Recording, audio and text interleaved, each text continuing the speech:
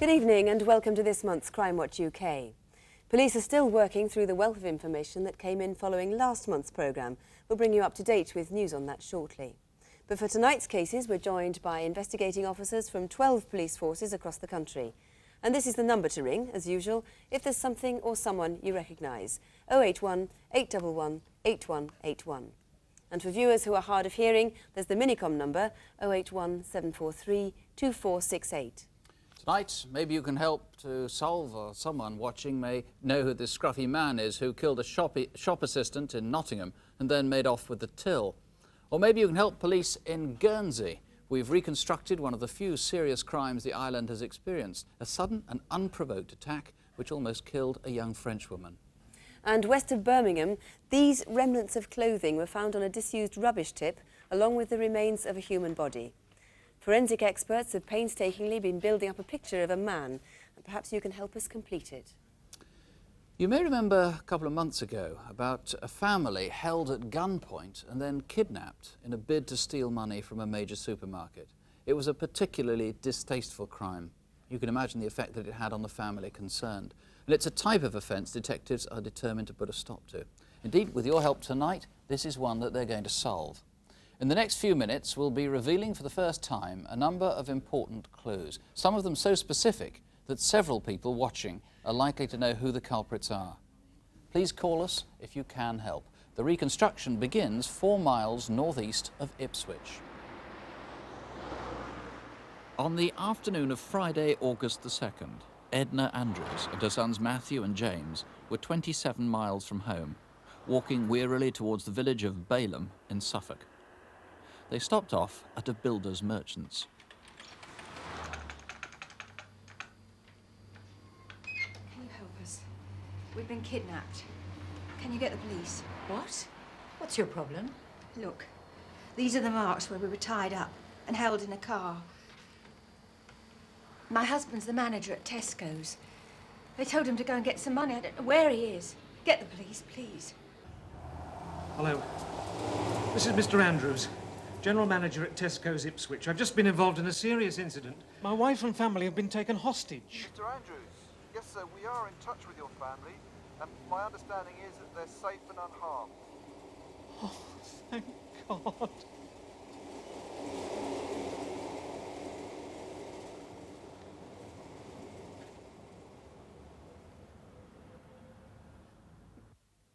In the investigation that followed, police received 4 crucial tip-offs. They led detectives to a number of local people whom they believe played minor roles in helping to set up the crime. All deny they know the identity of the actual kidnappers, but from what they have divulged, and from what police have learned from other witnesses, investigators have been able to build up quite a detailed picture of the 3 men they're now looking for, the ringleaders. We believe the gang are from London and the home counties. What they did was, in fact, plan the robbery for about 6 months, travelling to Colchester and Ipswich on odd days, and followed Mr. Andrews, keeping him under observation. It may also be that during this time they watched and observed other members of Tesco's staff. One of the gang we know was driving a Land Cruiser, a Toyota Land Cruiser, together with a silver Peugeot GTI. It is also known that they followed them to his home address and also kept his family under observation for some considerable time. It's clear that this was a well-organised and well-planned robbery conducted by very professional men who are very ruthless in their actions.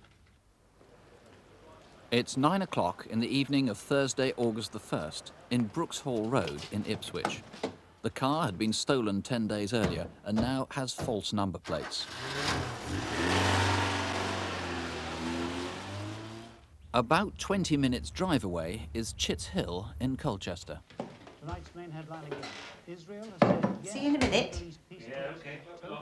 And said tonight that the US had agreed to its demands on Palestinian representation. There'll be more on Newsnight on BBC 2 at half.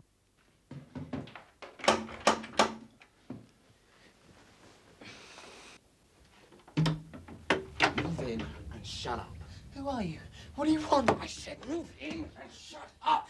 Mom! Oh, God. What's going on? Leave him alone. He's a Be good quiet. boy. And you'll be all right. Move into that room.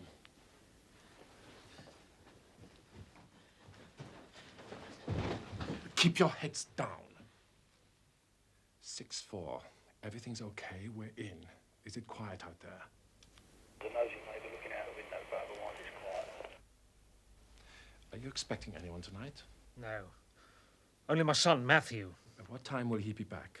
Keep your eyes down! Don't look at me. This man is the brains and the leader of the gang. He spoke with a European accent, possibly Dutch or German. We believe he lives in a flat in the London area, possibly alone. He certainly doesn't appear to be married, although he speaks regularly of visiting his nieces and nephews in that area. We believe he's a dog owner and a keen mountaineer.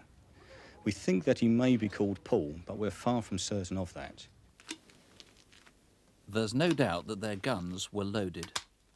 By midnight, a third intruder was in the house, and the Andrews' eldest son had returned home to be greeted by the gunman. We know everything about you. The car, your movements. What we want is £80,000 from your store. You probably don't have that kind of money at the store. Then you have a problem. How much will that be? Probably about 20,000. But that's no good to us. We spent 10 grand setting this job up. 20 grand is nothing. Look, I know what you want, and I'll do what you want, only just don't harm my family. Look, it's nothing personal, just a job. I've got a mortgage like you. Cooperate, fine. If not, we'll do your wife and kids. You may find the bodies, you may not. This is a particularly evil and aggressive man. He threatened to rape Mrs. Andrews during this incident. We believe him to be married or living with a partner. He drives a red XR3i and pretends to be a builder. He carries a bag of cement in the back of the car for this purpose, to dust himself down his clothing. It's 5:30 in the morning. You will carry on as normal. Tell someone at the store if you have to get the money, but don't tell head office or the police. You will be at the drop-off point at 3:30. If you're not there, you can kiss goodbye to your family. Have you got that?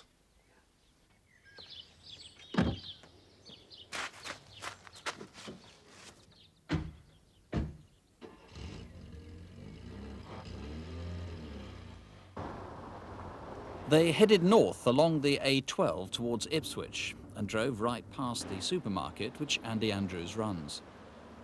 A few miles further on, the car turned into Balham Woods. About 1 hour later, at around 7 o'clock, Andy Andrews arrived for work as usual.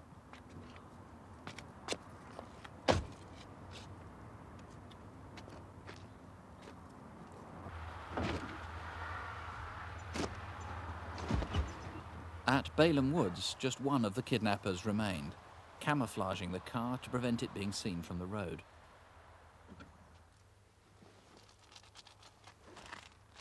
Stupid. We know less about this man than the other two. He seems less sure of himself and was regularly ordered about by the other two. We believe he lives in the London area and has spent time in Hollesley Bay Detention Centre in Suffolk for car crime. It's now 3:05 at Tesco's. Andy Andrews has told some half a dozen staff about what's happened, and they've agreed to let him have the takings. A security guard has volunteered to accompany him to give him some support as he heads off to drop the cash, precisely as he's been instructed.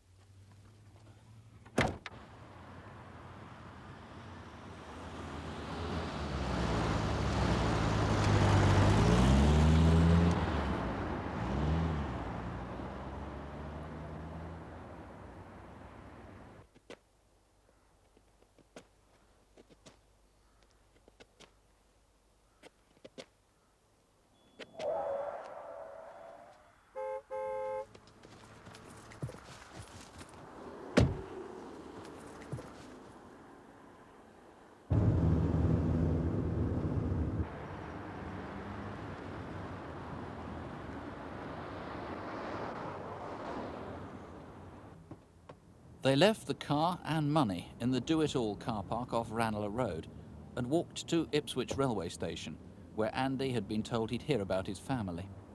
When no message came, he telephoned the police. Malcolm Hargreaves, obviously we haven't shown much of what happened inside the house, but this was a particularly unpleasant bunch of people. Yes, short of murder or rape, I believe this is the most obnoxious offence that criminals can commit, and most villains wouldn't touch it with a barge pole. The first guy, the one who was mid-European, possibly German, you're not entirely sure about this video fit. No, we're not entirely sure. It's the impression of one particular witness, and there may be variations to the hairstyle and the overall shape of the face. Let's just remind ourselves of what the others look like. We think these are fairly accurate. There is incidentally a very substantial reward on this. There is indeed. Tesco's have put forward a £30,000 reward, which is on offer for the arrest and charging of the persons responsible. That's most unusual. It's for the arrest and charge. You don't need to secure a conviction. No, we don't.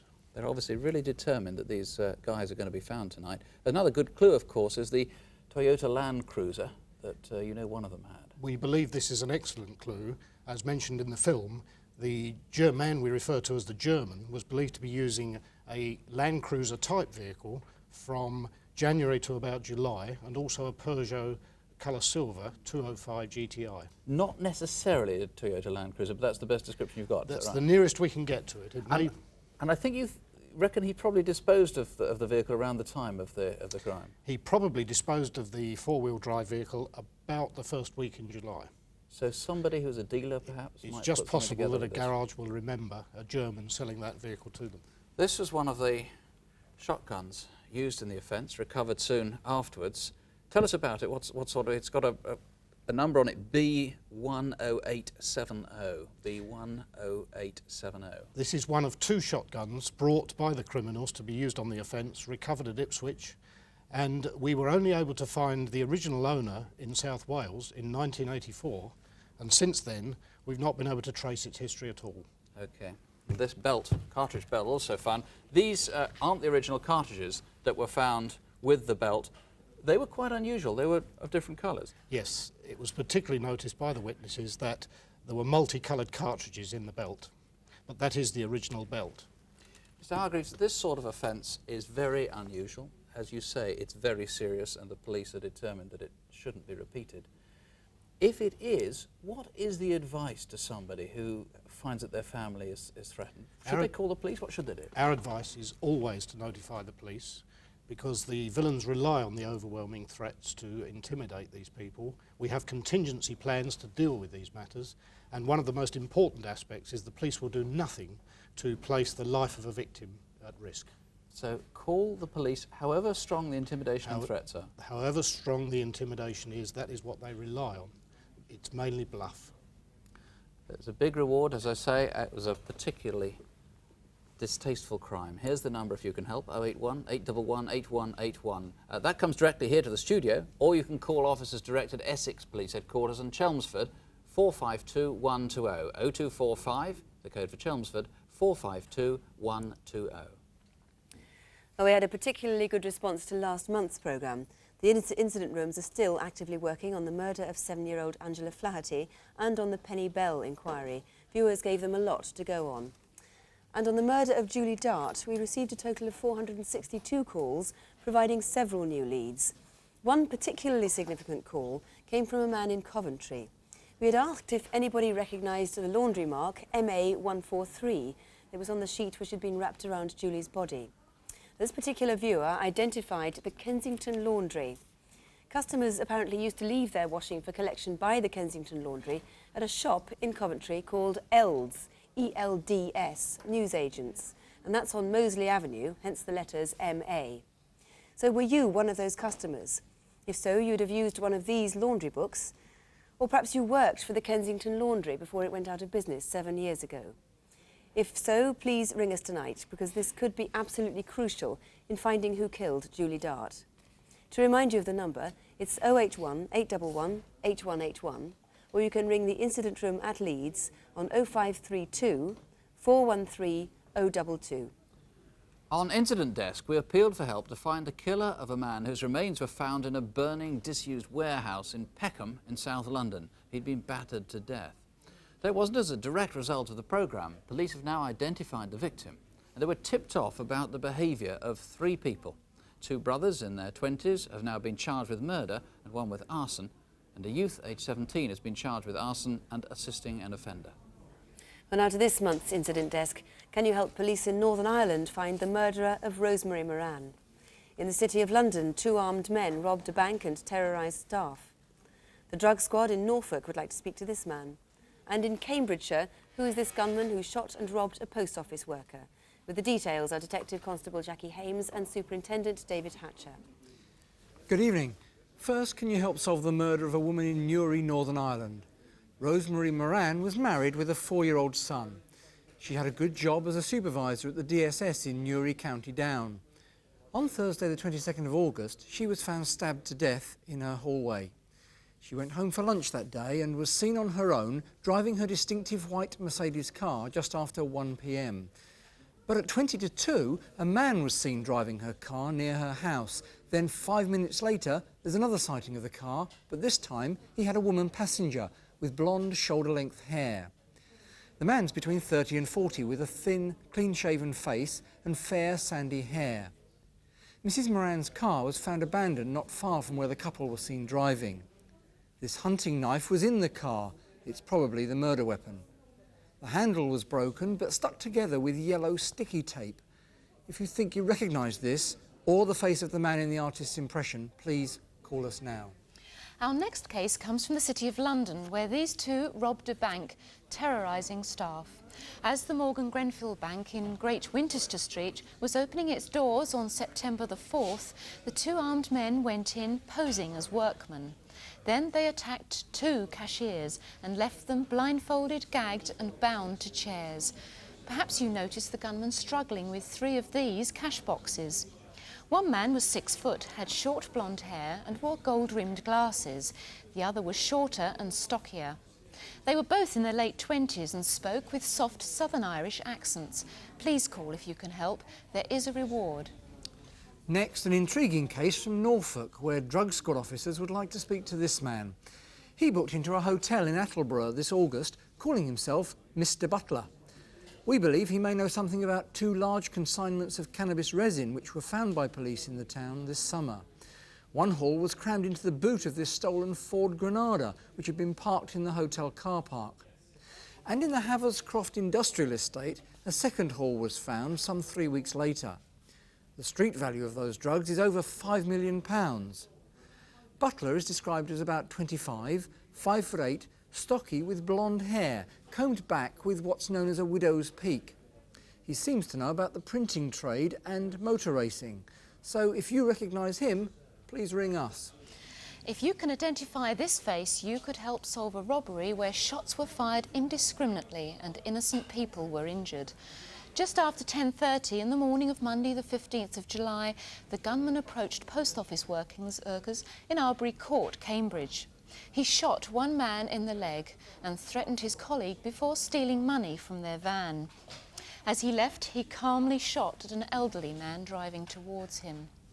The robber joined an accomplice who's described as about 50, with grey receding hair and wearing tinted specs. Both drove off in a stolen white Renault, which was abandoned half a mile away in the Kingsway Flats in Arbury. The car had been stolen 8 months earlier.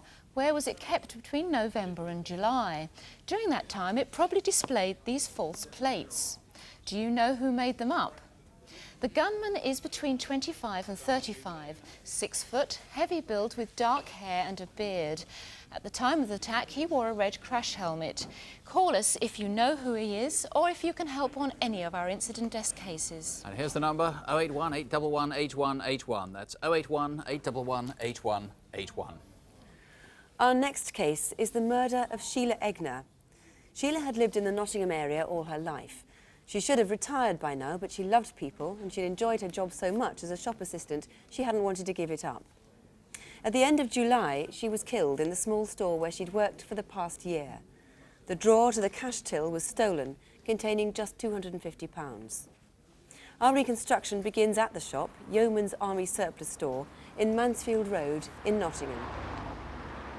Hello? Yes?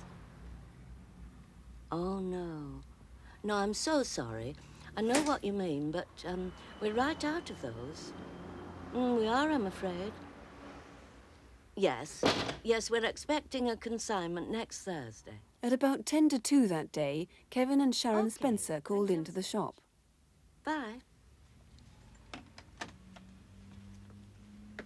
I'm sorry about that, lovey. That's all right. Can I help you? Kevin's just looking for some trousers. All righto. Well, feel free, Kevin. Thank you. I'm just over here if you need me. Yes, thanks, yeah. 260,000. It's cheap at the price, isn't it? I've never been into the shop before. She was really friendly and we started to chat. She just seemed a really nice lady, ever so helpful and cheerful. Now, is Kevin your boyfriend? No, we got married at Christmas. Did you? Yeah. Oh, congratulations. Thank you.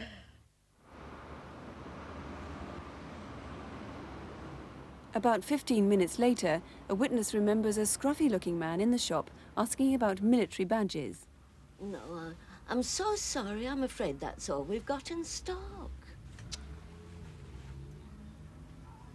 Police believe it was only moments later that Mrs. Egner was killed. I was on a bus going up Mansfield Road, and as the bus pulled up at the lights, a man came out of Yeoman's Army store. He was rough looking. His hair was a mess, and the thing I noticed about him most was that he was carrying something under his arm. The man was walking in the direction of Nottingham city centre. Hey, you've got work tonight. In fact, several witnesses saw him that afternoon. These two women were walking towards a nearby park, the Arboretum. Hey, Joe, he's a bit of a weirdo. Julie and I both noticed this man who looked very peculiar, mainly for what he was carrying. I remarked on the fact that what he was carrying looked like he'd stolen. It looked like paintings in what they were being carried in.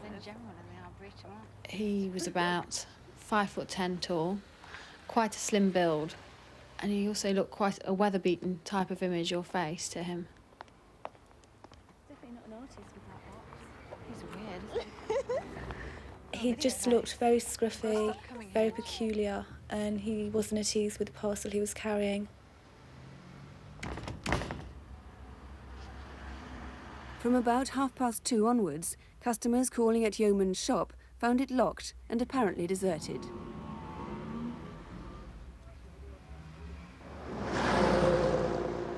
The man may have passed the Forest Recreation Ground, where preparations were in progress for a rock festival the next day. Then, a mile and a half away from the shop, shortly before 3 o'clock, he was seen again in Silverdale Road in the Basford area of Nottingham. Hiya, where's Ronna? As I was walking up the road to my friend's house, I noticed this bloke walking down, and he looked suspicious. Hey, look at him, looks like he's got a video. He looked very hot and sweaty. You could see sweat dripping down his face. He was really done for, and he was really scruffy. And as he carried on walking down the road, I noticed a black bin liner in his other pocket. Just before 5 o'clock, a concerned shopkeeper called the police. Mrs. Egner had died from blows to the head. The drawer from the till was missing, containing £250. It's not really sunk in yet. It'll be a long, long time before it does. It's just unbelievable. It was so unnecessary. There was no reason for it at all. No reason at all. If it had just asked for the money, you would have given it him. And it's been so devastating. Well, Detective Superintendent Malcolm Witt from the Nottinghamshire Force is leading the inquiry. He's here by the phones with the single hope that tonight someone is watching who can tell us who that man is. He believes that he may have confided in somebody by now. Just to describe the man again, he's between 40 and 50 years old. He's about 5'10" tall, of slim build, scruffily dressed, has a weather-beaten type of face and greying, straggly hair. And the cash till he was carrying was found the next morning in the Rest Garden, as it's known locally, which is just off the main ring road in the Basford area. If you can help at all, the number to ring here is 081 811 8181. Or you can ring Mr. Witt's colleagues there at the Nottinghamshire Police Headquarters, and that's a free phone number. It's 0800 626 999. That's free phone, 0800 626 999. Please do persevere if you're trying to get through. The lines are jammed at the moment, having a tremendous response tonight. I don't know if you watch Bergerac, but believe me, day-to-day life in the Channel Islands has little in common with the series, as much as serious crime is hardly a major problem there. But on Guernsey, in early August, there was one incident so savage and out of character that Crimewatch, for the first time, has been asked to travel there to help with a national appeal. A young Frenchwoman called Laure Nicolas was almost murdered, and her attacker could now be anywhere in the British Isles. Visitors arrived in Guernsey in the summer. Maybe you went there in August or know someone else who did. Not all the new arrivals are from Britain. Laure Nicolas came to St. Peter Port in July, hoping to stay 2 months and to improve her English. On Monday afternoon, on August the 5th, Laure left the Notre Dame church. Her family knew a priest here who also came from France and who'd agreed to put her up. They gave my name and telephone number, and she phoned and asked and told me that she was ready to look after an old person, to do some cooking. I have tried to find a family without any success. So I told her that I was an old person who were looking for somebody who was able to do some good cooking. Laure turned out to be quite a good cook. Most mornings she'd go out shopping. Then, after lunch, would go sightseeing or simply walking on the outskirts of the town. That Monday afternoon, at roughly 3:30, she made her way south of St. Peter Port to a popular spot for tourists known as Soldiers Bay. A few minutes earlier, Dorothy Hickman and a friend had been further along the path above the cliffs. We'd been out for about half an hour with the dogs, and we were just making our way back to the car to go home when a young man passed us on the cliff path. Good afternoon, girls. What a nice young man. He was aged about 25. He was neither fat or thin, about 5'9", 5'10". He got blonde hair, which was cut in what you call a more of modern style, and he was wearing a pale short-sleeved T-shirt, pale shorts, knee-length, and trainers. Laure passed that spot about 20 minutes later. She thought of heading down towards the beach, but seeing someone there, a man incidentally who's now been eliminated from the inquiry, she decided to move on.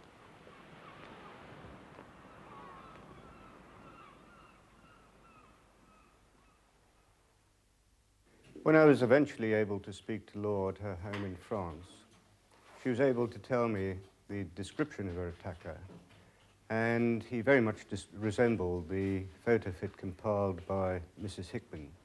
He probably went on down the path to where it terminates at a large rock known as the Fisherman's Platform, and from there he returned and met up with Laure coming the other way.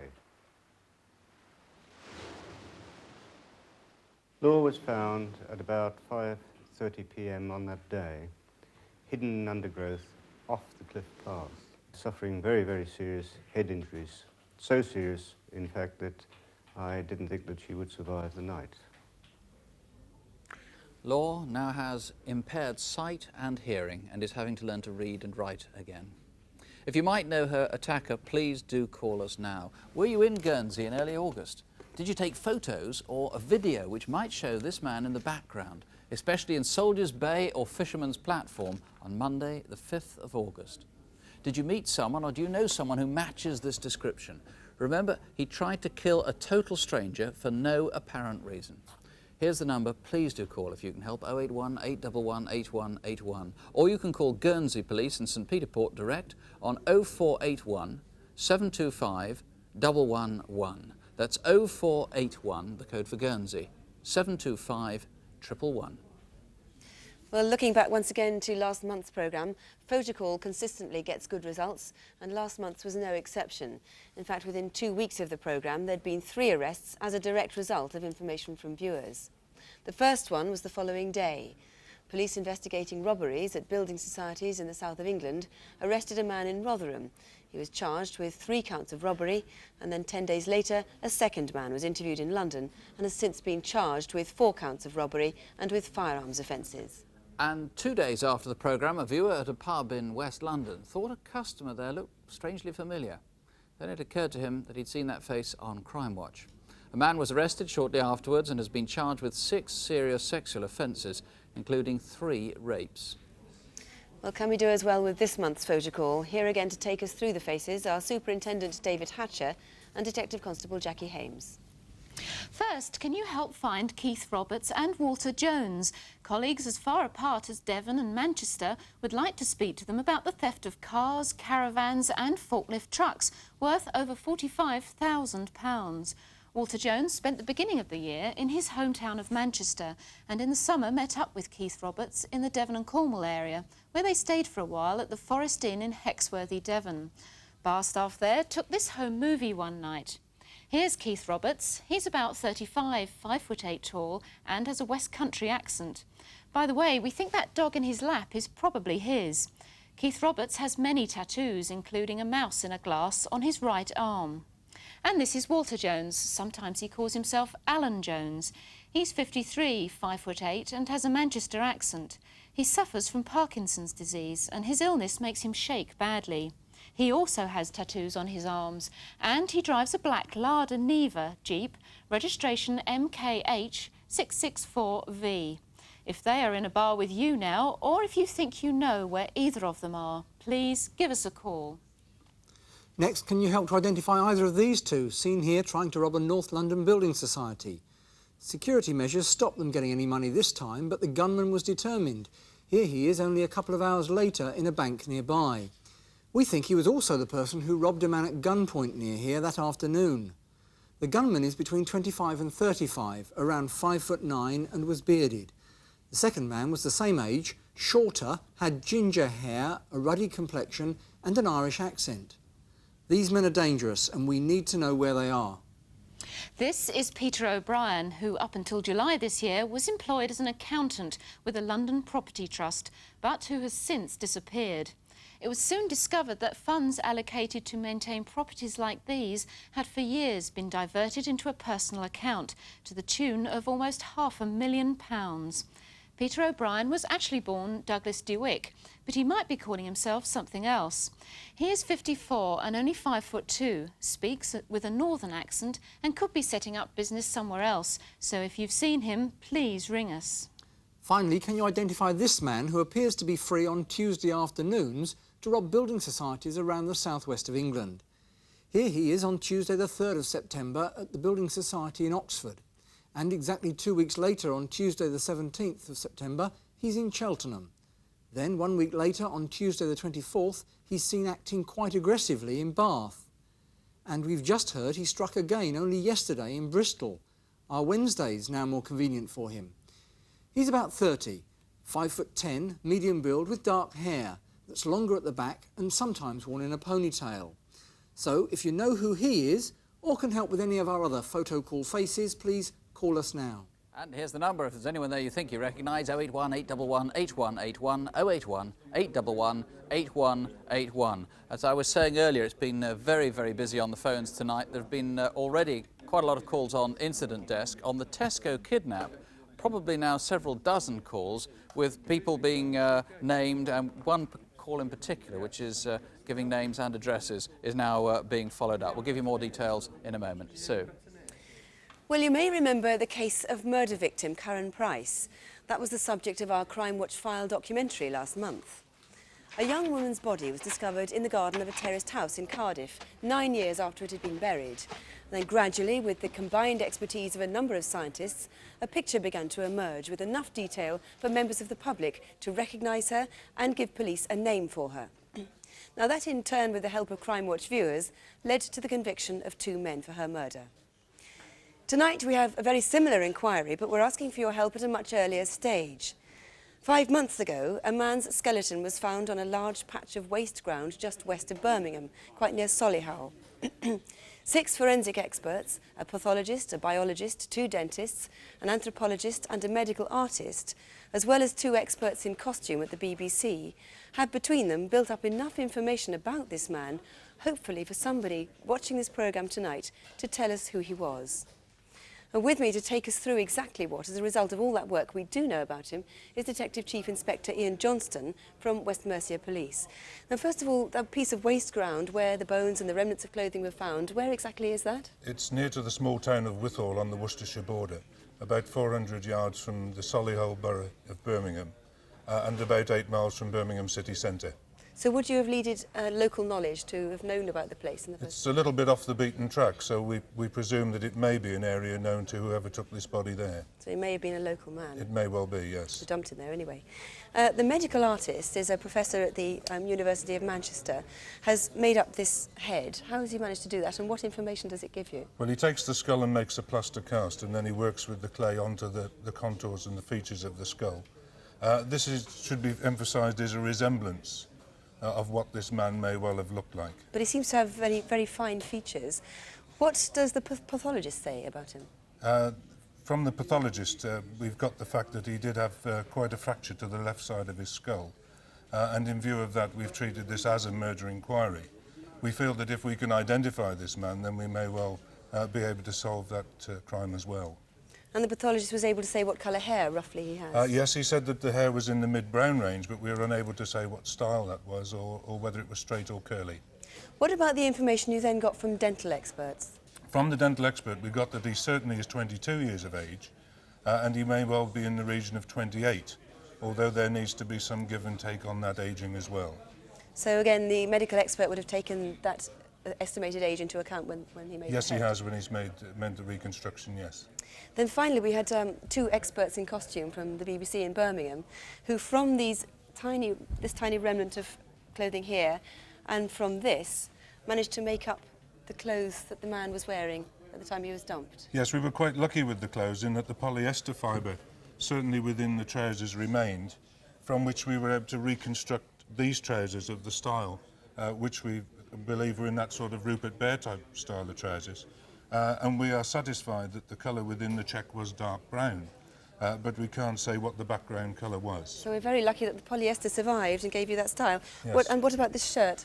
We reconstructed this shirt, which has got this distinctive bumblebee type of design from what we recovered.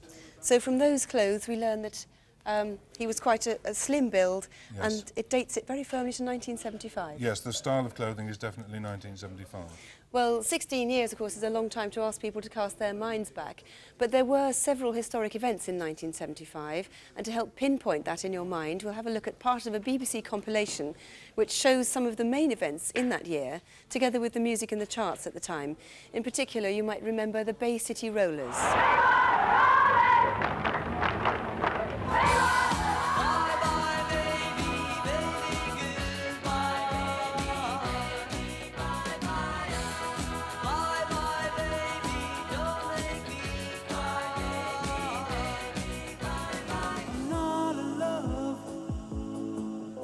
So don't forget it. It's just a silly phase I'm going through. Do the hustle. Do the hustle.